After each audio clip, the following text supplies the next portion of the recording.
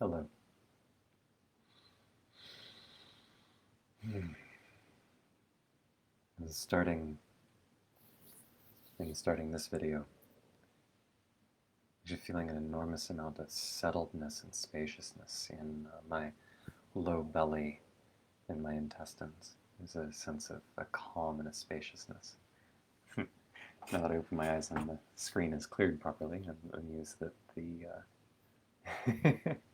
the timing on these the time display on these videos is now broken. It says I'm 2.5 minutes in, and that's not true. um, I'm feeling open in my heart, a lot of expansiveness. I'm seeing some beautiful light, some sunlight coming out, which is a curious experience for a Northwest winter. Although it's becoming more normal. It's becoming more normal. I find that I'm more grounded if I can start by sharing the context of how I feel, where I am in my body, and what's going on for me in the present moment. There's this morning I was exploring, like I'm putting together a program, a kind of my own version of a transformational container, in just having fun designing it and reflecting on the pieces that come together. One of the key bridges where I keep feeling this bit of attention is that I clarify a lot of how I think and what I think and how all the pieces connect by sharing, by teaching, by writing, and particularly by walking around talking to myself as though I'm talking to an imaginary audience. And a fun snapshot of me is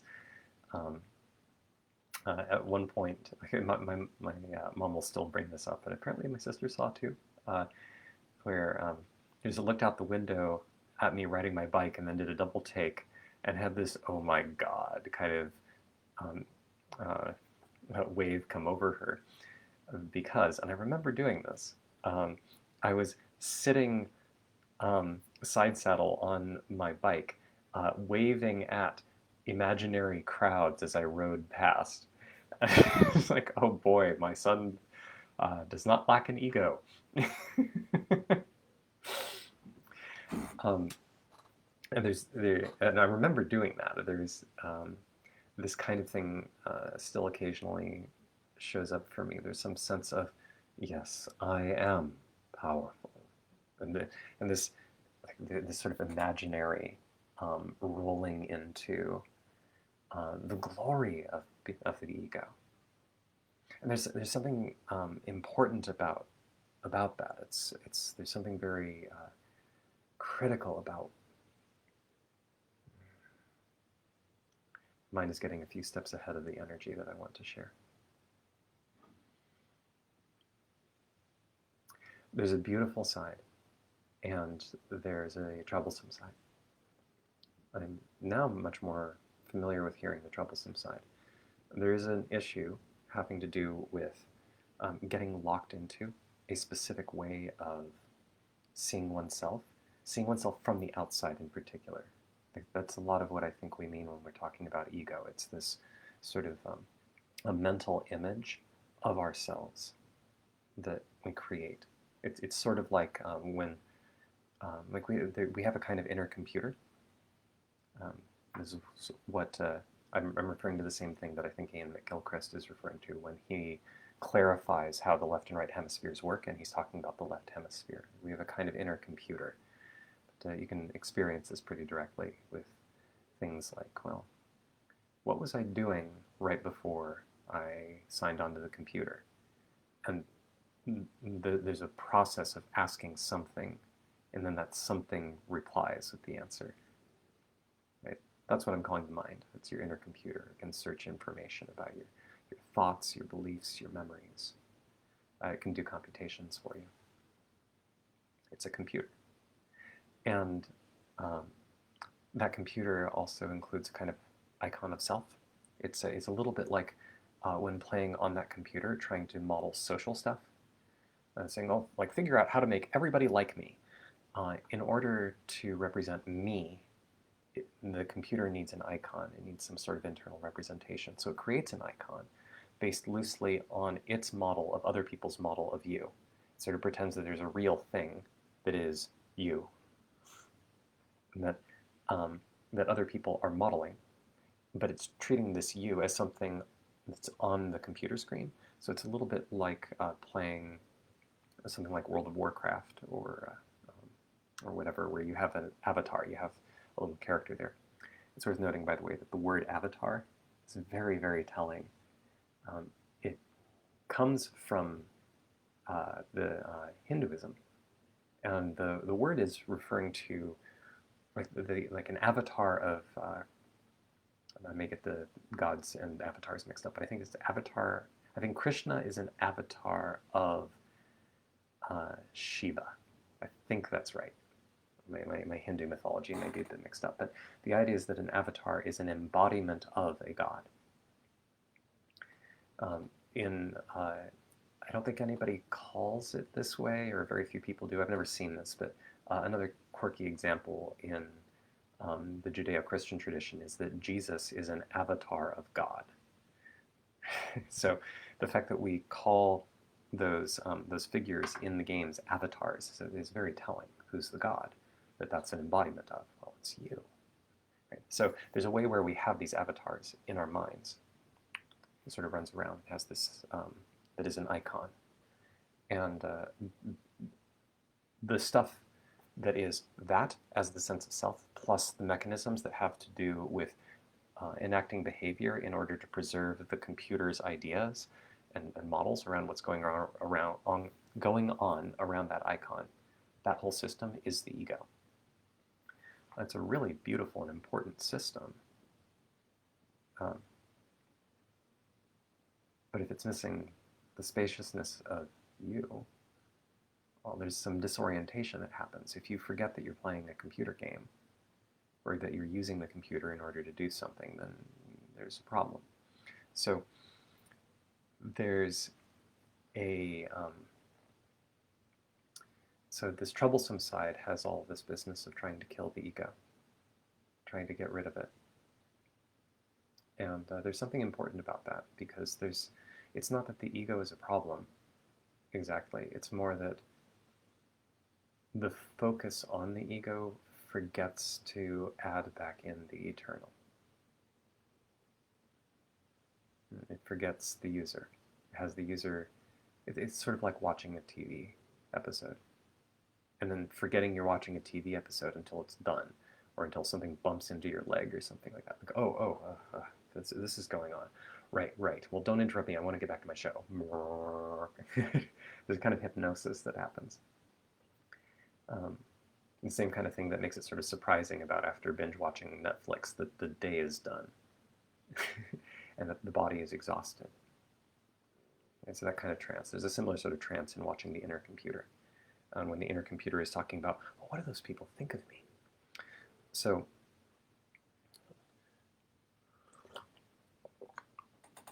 when I'm trying to complete a thought and I'm trying to digest and bring things together, I find it really helpful to have conversations with imaginary people. But as though I'm teaching, and as though I'm very impressive in my teaching, there's something very important about that. The way that the feeding the ego actually reflects on something really precious about what it means to be human, what it means to be here at all. It's the other side that's very hard to see without the spaciousness. Because if the ego tries to evaluate itself, it ends up with problems with self-reference. The computer is really bad at self-reference. Self-reference is basically how you break the computer and how you show the computer the things that it is systematically trying to keep you from seeing. And, well, that was poorly phrased. Self-reference is a reliable loophole that requires the computer to prompt the user for input. I think that's a better way of saying it. And because of that, when the user asks the computer, could you please distract me from this range of experience, the computer will systematically avoid self-reference. So when when your ego tries to refer to its own appropriateness, most of the time it doesn't do anything interesting.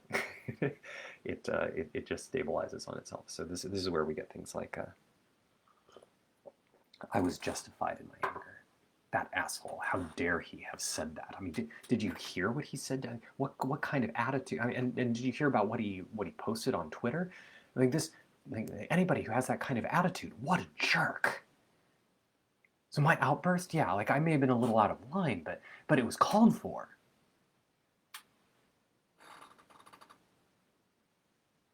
Like that's not the ego successfully reflecting on itself. That's the ego fleshing out why it doesn't have to change given the input it just got. It's avoiding the self-reference. So,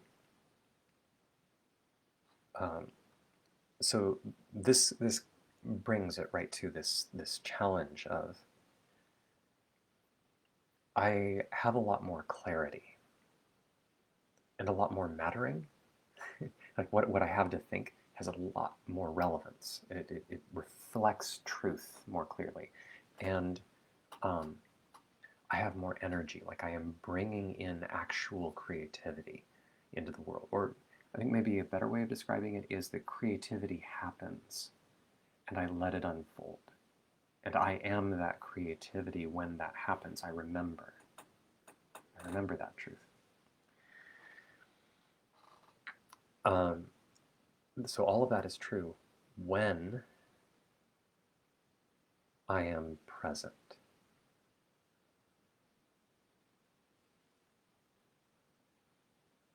When I'm bringing in stillness. When I am in touch with the eternal. And that's my priority.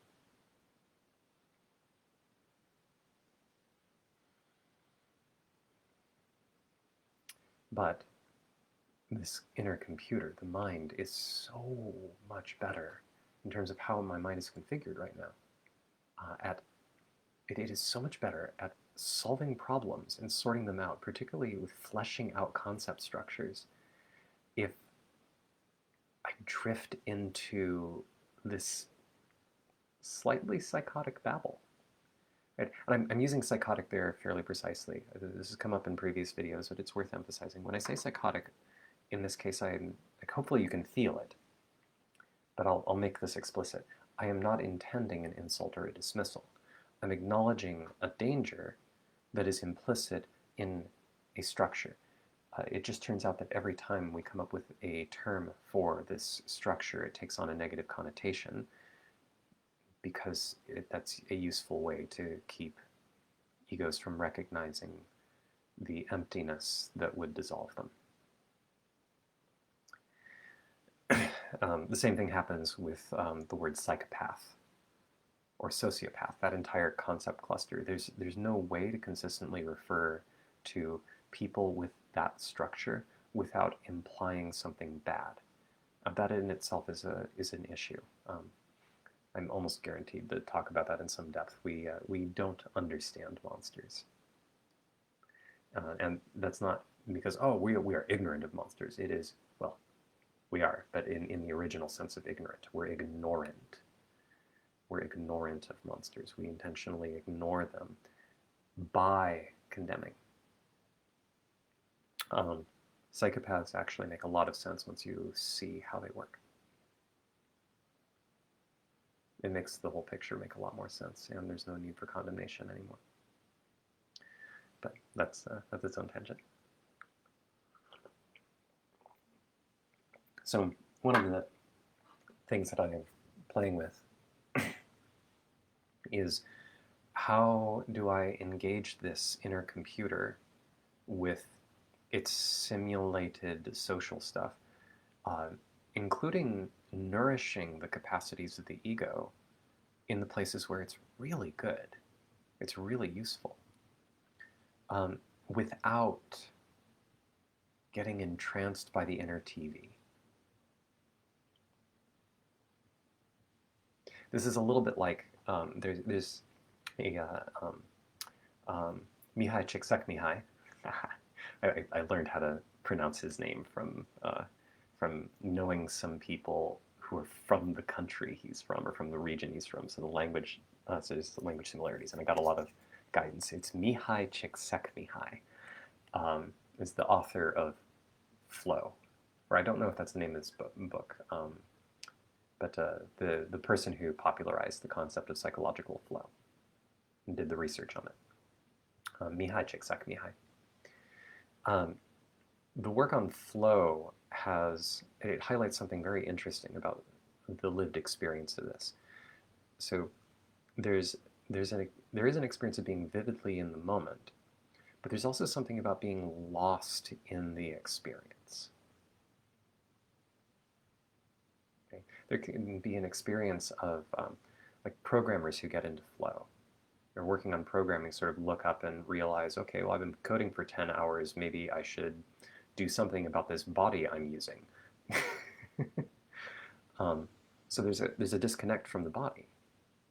Like, well, that's curious.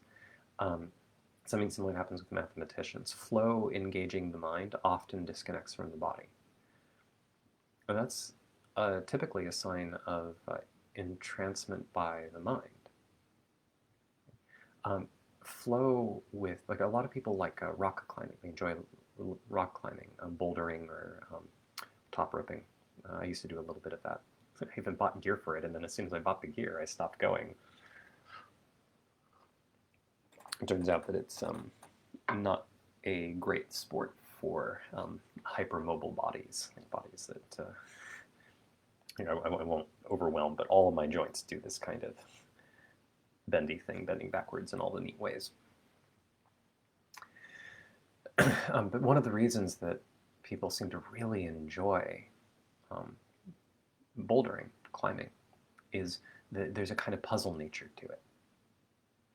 There's a complete engrossment where there's a lot of mattering, like my body's in this kind of position and I need to reach somehow higher. I could get to that rock, but how do I get to that rock? Because if I shift my weight here, there's this, and there's a kind of mattering in the whole context of it. Like if you slip, you fall.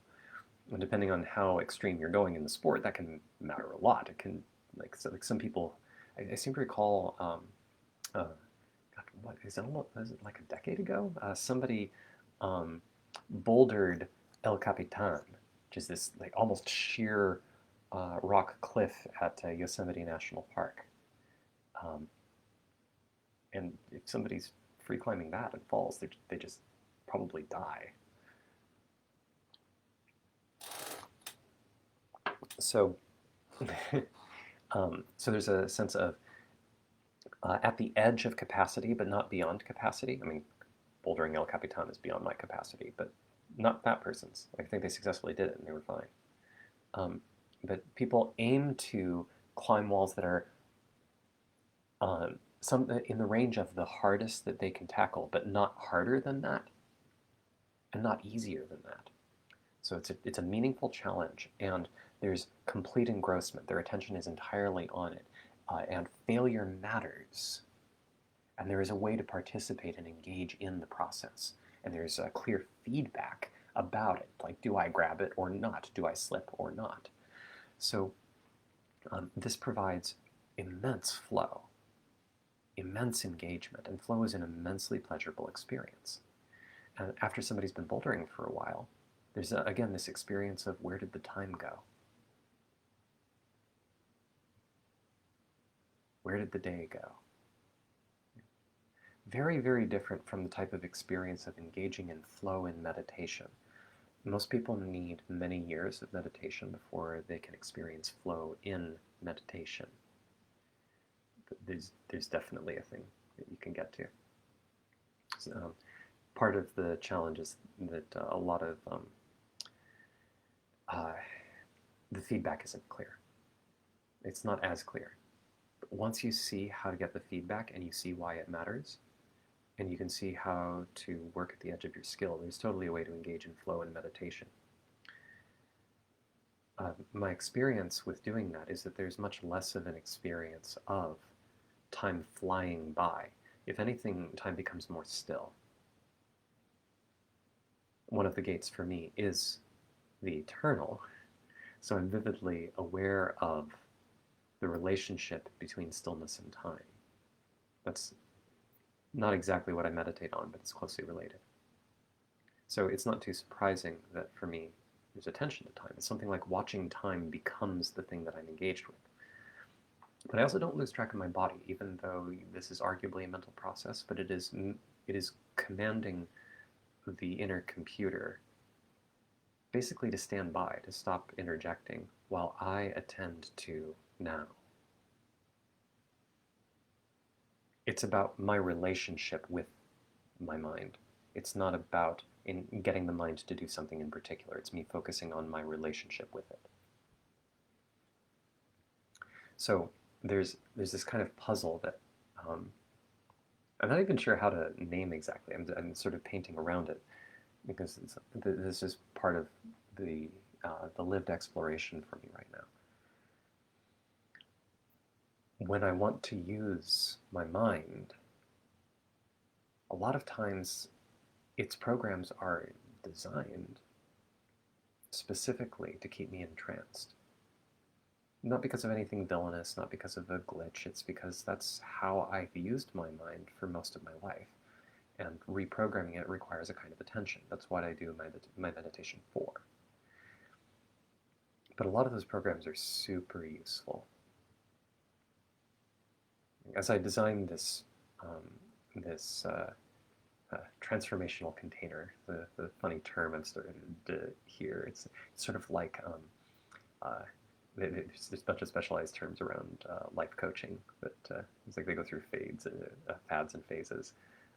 Fire your client has become a popular one now. But I'm wanting to put together something, and I'm feeling it coalesce, that would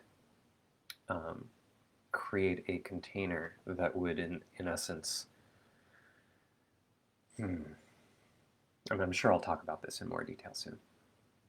But the spirit of it is that the lived experience of engaging with the mind, engaging with the body, engaging with the subtle body, but I don't mean something that requires a kind of woo blind belief. I'm talking about the part that feels touched by music.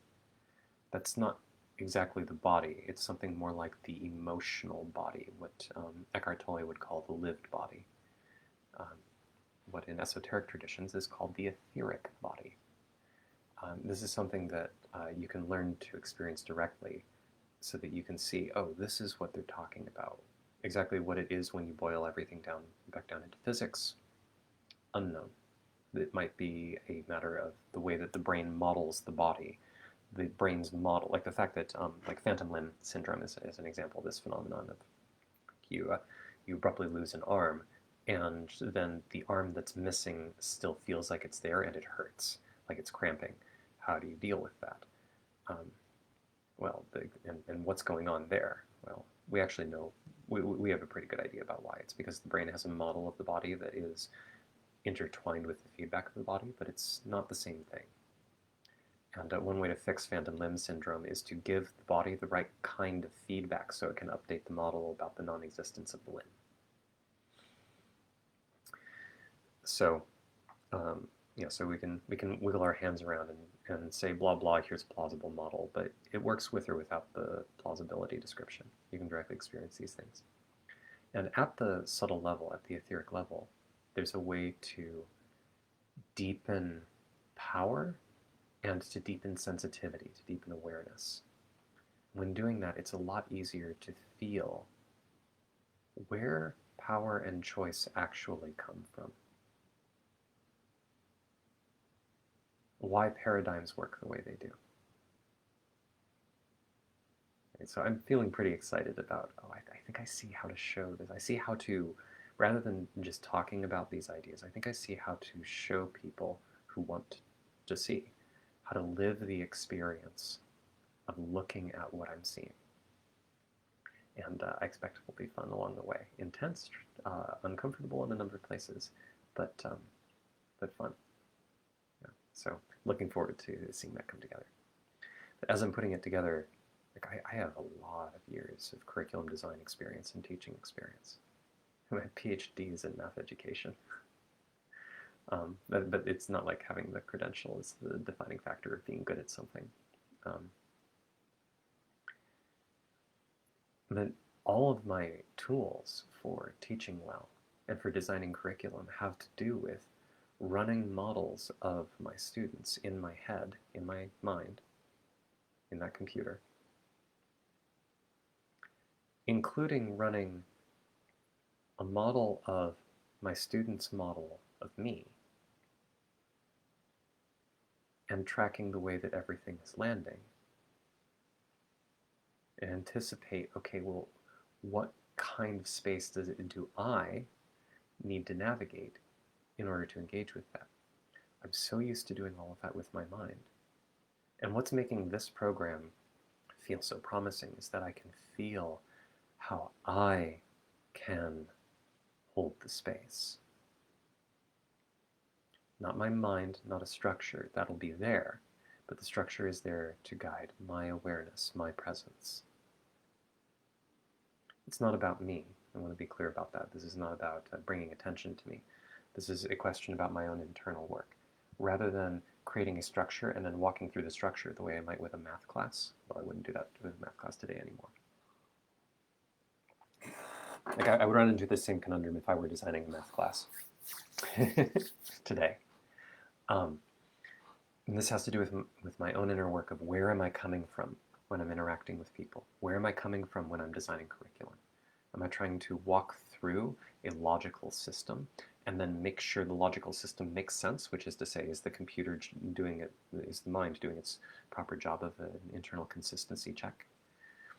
I've done this kind of thing before, and I can produce great classes that are engaging, but are they transformative? The things that actually change people's lives, when I look back, have always come from when I have taken a breath and been willing to show up through the structure, or even been willing to drop the structure and just be here.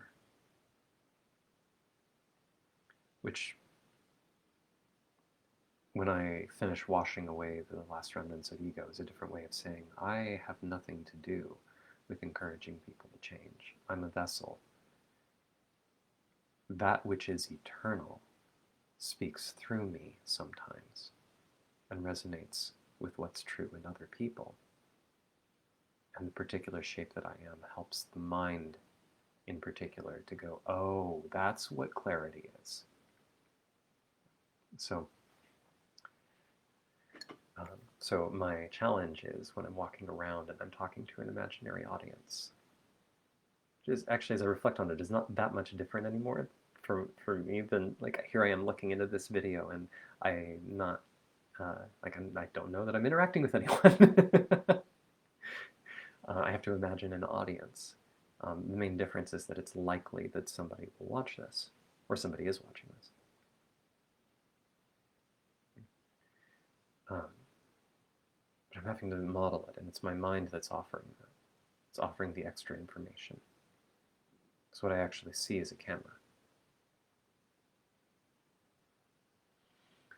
So what's involved in me completely simulating an imaginary environment, engaging with it with a full heart, full presence, but not losing track of being, not losing track of the stillness. Okay. Oh, I started saying something earlier and then I didn't finish about the term psychotic. This ties directly into what I was just saying there. Psychosis is living in a different reality than your body is in. That's the essence of psychosis. Okay. That comes from, it's a fairly straightforward mechanism at the level I'm talking about. This doesn't necessarily describe what to do about it in extreme cases, but the mechanism is pretty clear at this level. For most people, what seems to go on is the mind creates a reality and insists that that is the correct reality and stimulates usually fight or flight systems in the body in order to essentially frighten the user into staying in the simulated reality. So this is not the only part of the like, there's the question of how does it do that? Why does it do that? Why is it set up that way? But when we're looking at particularly extreme cases like full-blown schizophrenia, this is the problem with schizophrenia is that the person, the reality that the person is absolutely sure they're interacting with is not the same reality that their body is interacting with. So they can see this is not just complete disregard for surroundings, but there can be some degree of this. There can be things like, oh, gravity is a conspiracy. Right? So even though they are physically experiencing gravity, their experience of gravity takes on a meaning and a translation that causes them to think that flinging themselves out the window will free them from the tyranny of this conspiracy, for instance. That's going to be different for every mind because different minds are going to have different hallucinations. But the essence of psychosis is choosing to live in the mind's simulation of reality instead of the reality that the body is in. And when the body's signals try to break through the mind, insisting on either locking them out, actually blatantly ignoring them. One of the signs of psychosis is that the person cannot distinguish between the experience of their hand and the thought of the experience of their hand, the imagined experience of their hand. So it can be very tricky. Body awareness is very, very tricky for people in full-blown psychotic episodes. So there'll be an effort either to ignore the body's signals or to reinterpret them within the psychotic world, within the fantasy world. One way my father, who used to work at a mental health hospital in the schizophrenic ward, one way that he described it is that neurotics build castles in the sky, but psychotics go live there. So I mention this because when I'm walking around and I'm interacting with students who aren't there, it's like a temporary psychotic episode. The main difference is that there is a consistent escape latch. But what happens when there isn't? What happens when it becomes compulsive for me to start teaching to these students? And this happens to me. Sometimes I'll be walking around and I didn't choose to start thinking about what am I going to do about this objection, or how am I going to approach this topic? I'll just find myself thinking about it, and then I'll be muttering to myself, talking to imaginary figures. Sometimes I'll just close the bathroom door and start proclaiming. That is psychotic. Which doesn't make it bad. It's just describing, oh, that's disconnected from the reality that my body is in, and I didn't choose to do it. Can I stop it? Oh, I can't even notice I'm in it. Oh, I just notice after it's done. So for me, this question is not just, oh, it would be nice if I could be present while I am interacting with these imaginary figures. This is at the foundation of what sanity is. Do I have control over what my mind is doing? Or do I just get entranced by it and let it run the show?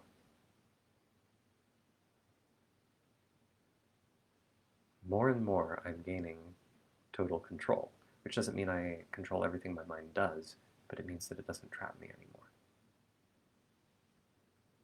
I'm right here. And I'd still like to be able to use my mind. So that's the puzzle. It's not a puzzle I'm looking for a verbal answer for. This is, as I described in the previous video, this is like a koan. I'm feeling into, oh, how do I do that? It's a little bit like, oh, when something from martial arts, if somebody's grabbing me in this type of bear hug and somebody else is grabbing me by the wrists. I can't move this way, I can't move that way. So how do I get out of this? And maybe a piece of information would be useful, but that's not what I'm looking for. It's more like body is feeling into, I know what it would feel like to move freely. Where is that freedom? It's the same thing here. I'm feeling excited because there's self-reference here. There's a way that this is actually reflective of the content I'm putting together. And that's really exciting.